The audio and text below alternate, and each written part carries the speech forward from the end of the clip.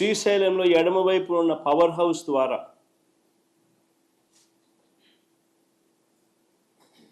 మరో 4 టీఎంసీల నీళ్లు రోజుకు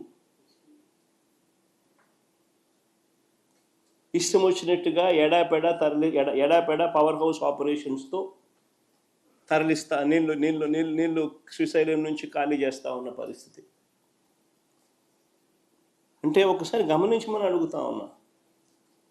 ఇప్పటికే పరిస్థితి ఎలా ఉంది అని అంటే 20 ఏళ్లలో పోతిరెడ్డిపాడు కింద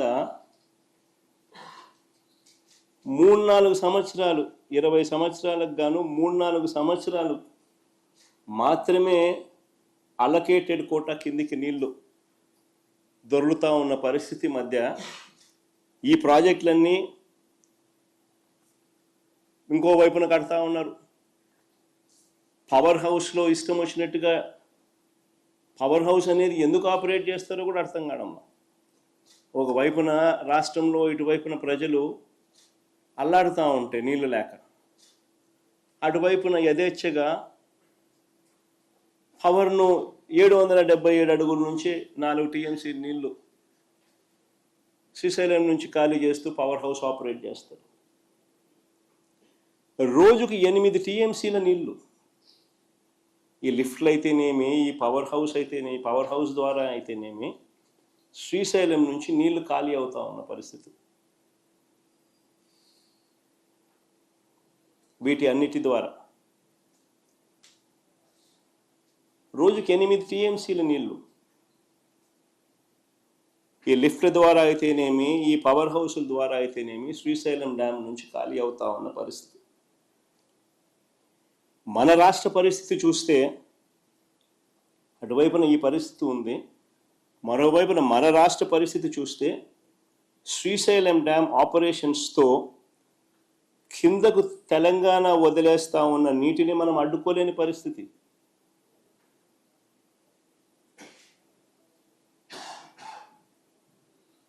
కింద వాళ్ళ పవర్ హౌస్ లెఫ్ట్ బ్యాంక్ వాళ్ళ దగ్గర వాళ్ళ ఏరియాలో ఉంది. వాళ్ళు పవర్ హౌస్ వాళ్ళు పవర్ జనరేట్ చేయడం కోసం అత్యధిక ప్రాధాన్యత ఇస్తూ రాయలసీమ ప్రాంతంలో ఏమైతే ఏముందిలే, ఇంకో ప్రాంతంలో ఏమైతే ఏమవుతుందిలే అని అత్యంత ప్రాధాన్యత ఇస్తూ వాళ్ళు పవర్ హౌస్ ద్వారా ఇష్టం వచ్చినట్టుగా నీళ్లు 4 టీఎంసీలు నీళ్లు రోజు కిందికి డ్యామ్ను ఖాళీ చేస్తూ ఉన్న పరిస్థితి మనం అడ్డుకోలేని పరిస్థితి. అటు నాగార్జున సాగర్ లెఫ్ట్ బ్యాంక్లో పవర్ హౌస్ కింద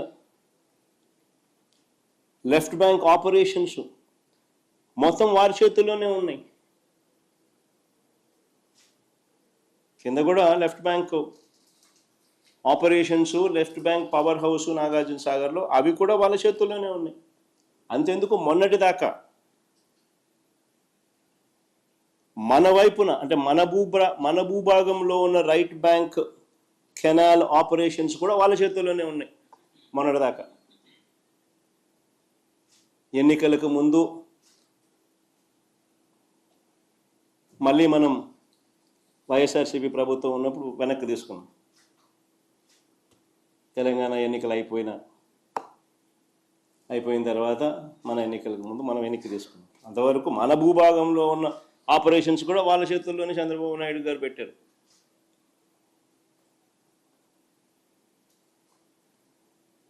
నాగార్జున సాగర్ కిందున్న పులిచింతల ప్రాజెక్టు, దాంట్లో లెఫ్ట్ బ్యాంక్ పవర్ హౌస్, అది కూడా వాళ్ళ చేతుల్లోనే ఉంది.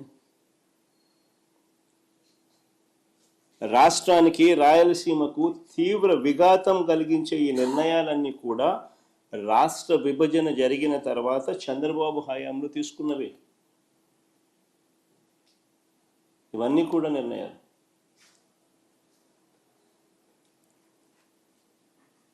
అటు చంద్రబాబు నాయుడు పరిస్థితి ఏంటి అని అంటే, ఓటుకు కోట్ల కేసులు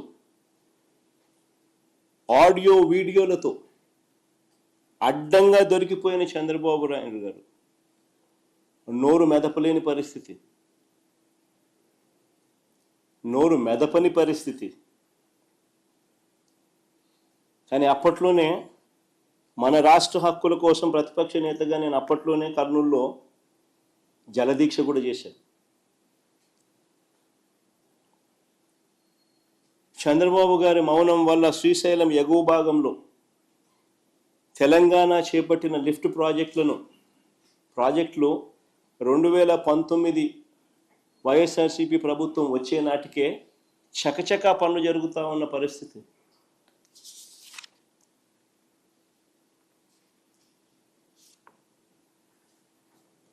తెలంగాణ ప్రభుత్వం చేపట్టిన కల్వకుర్తి ఎక్స్పాన్షన్ అయితేనేమి, ఎస్ఎల్బిసి ఎక్స్పాన్షన్ అయితేనేమి, పాలమూరు రంగారెడ్డి దిండి ఎత్తిపోతల ప్రాజెక్ట్ అయితేనేమి, వీటికి ఏ దానికి కూడా పర్యావరణ అనుమతులు లేవు.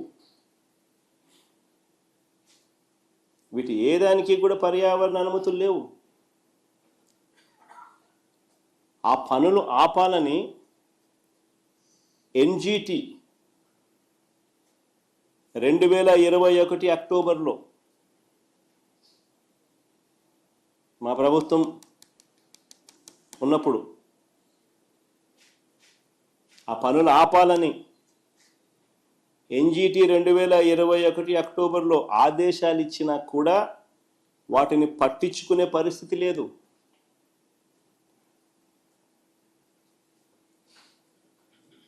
రెండు 2022లో ఎన్జిటి తెలంగాణకు 920 కోట్ల రూపాయల జరిమానా విధించింది.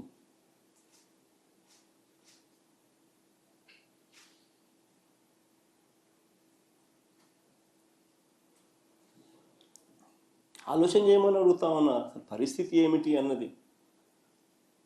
ఒకవైపు చూస్తే తెలంగాణ లిఫ్ట్లో అయితేనేమి, తెలంగాణ పవర్ హౌస్ ఆపరేషన్స్ అయితేనేమి,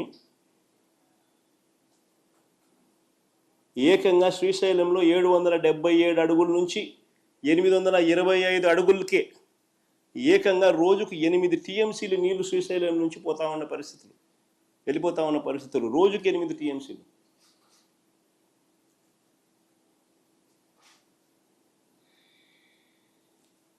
ఆంధ్ర రాష్ట్ర పరిస్థితి చూస్తే శ్రీశైలంలో మన పరిస్థితి ఏమిటి అని అంటే,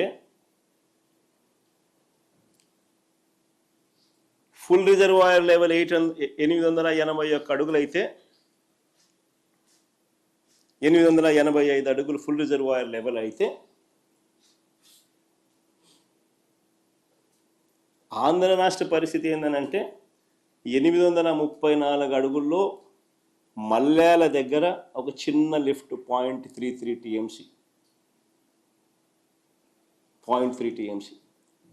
ఇంకొక చిన్న లిఫ్ట్ 795 అడుగుల్లో ముచ్చుమర్రి దగ్గర ఇంకొక 0.33 టీఎంసీ.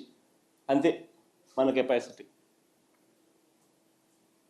అక్కడ 8 టీఎంసీలు, ఇక్కడ మన కెపాసిటీ 0.6 టీఎంసీ కెపాసిటీ.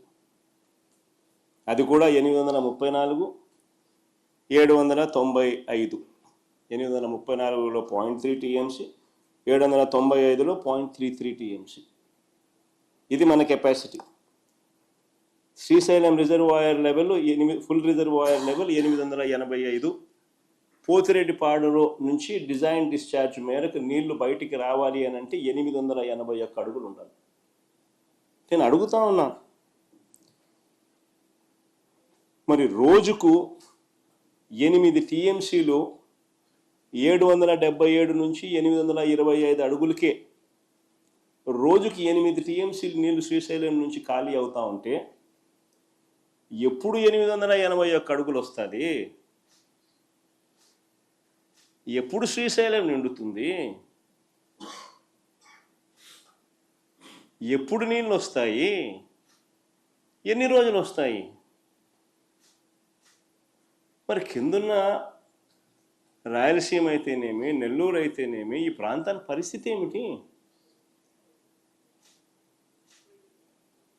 ఎప్పుడన్నా చంద్రబాబు నాయుడు అనే వ్యక్తి ముఖ్యమంత్రిగా ఉన్నాడు, చిత్తూరు జిల్లాలోనే పుట్టినాడు, కనీసం ఏ రోజన్నా ఆలోచన చేసినాడా పరిస్థితి ఏమిటి అని?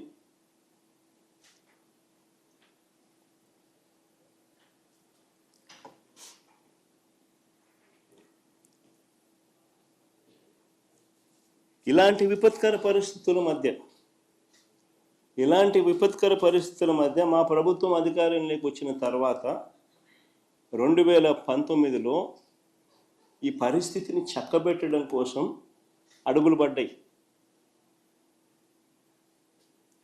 అందులో భాగమే రాయలసీమ లిఫ్ట్ ఇరిగేషన్ ప్రాజెక్టు పెట్టాం. 800 అడుగుల్లోనే మనం కూడా 3 టీఎంసీలు నీటిని తీసుకొని వెళ్ళే వెసులుబాటు క్రియేట్ చేసాం.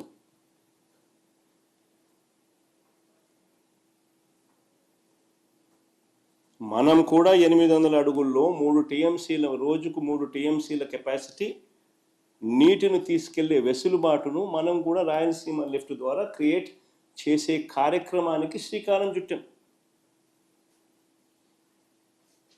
దాదాపుగా 1000 కోట్లు ఖర్చు పెట్టి పనులు కూడా చకచక పనులు కూడా జరిగాయి.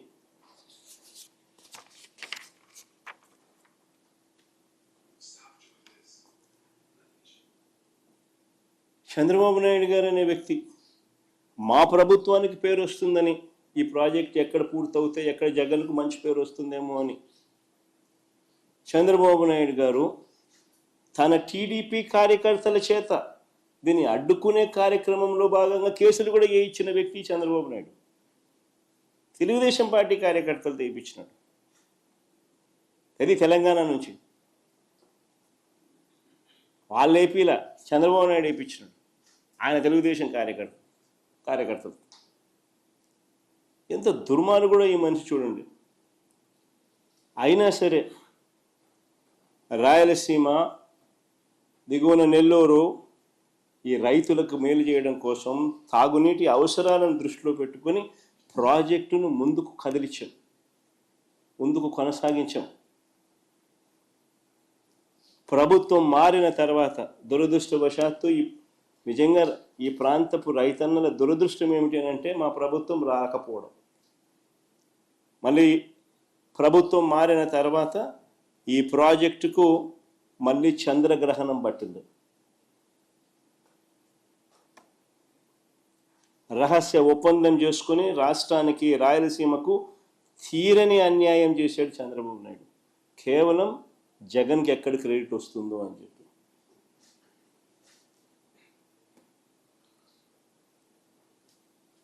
ఎన్జిటి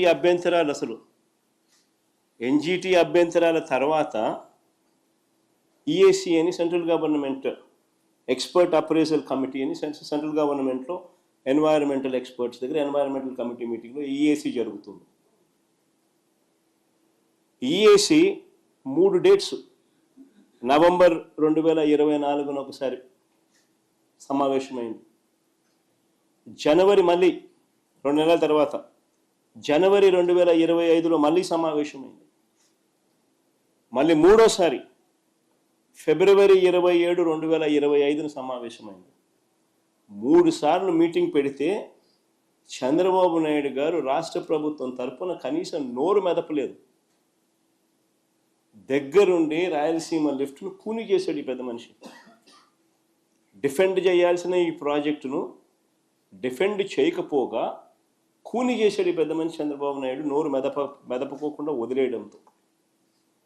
డేట్ల మీద డేట్లు ఇచ్చి స్టేట్ గవర్నమెంట్ ఆసక్తి చూపకపోవడంతో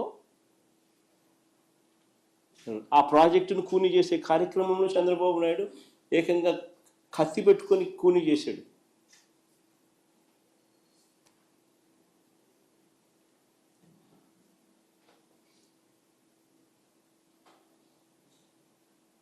చంద్రబాబు నాయుడు గారు అసలు ఈ ప్రాజెక్టే వేస్ట్ అన్నట్టుగా తాను మాట్లాడతాడు, తన మనుషుల చేత మాట్లాడిస్తాడు. ఆశ్చర్యకరమైన మాటలు మాట్లాడతారు వీళ్ళు.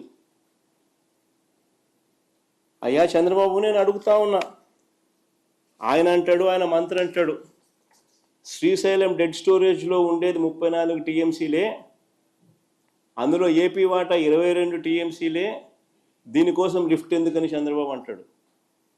అయ్యా చంద్రబాబు, నీవు అసలు మనిషివేనాయా? నీకు అసలు బుద్ధి జ్ఞానం ఉందా అని అడుగుతా ఉన్నా.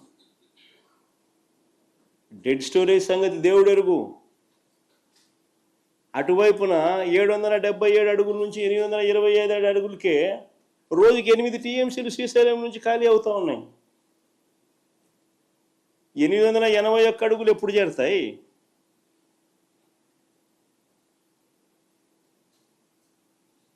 ఆ తర్వాత పోతిరెడ్డిపాడు నుంచి నీళ్ళు ఎప్పుడు కిందికి వస్తాయి? ఈ ప్రాజెక్టు ఉండడం వల్ల నీకు 800 అడుగుల్లోనే నువ్వు కూడా 3 టీఎంసీలు డ్రా చేసుకునే కెపాసిటీ, ఒక ఇన్సూరెన్స్ నీకు ఉంటుంది. ఈ మాత్రం కూడా జ్ఞానం లేదు పెద్ద మనిషికి. ఇంకా చంద్రబాబు నాయుడు గారు ఇంకా ప్రాజెక్టును ఇంకా కన్ఫ్యూజన్ క్రియేట్ చేయాలనే ఉద్దేశంతో ఈ పెద్ద మనిషి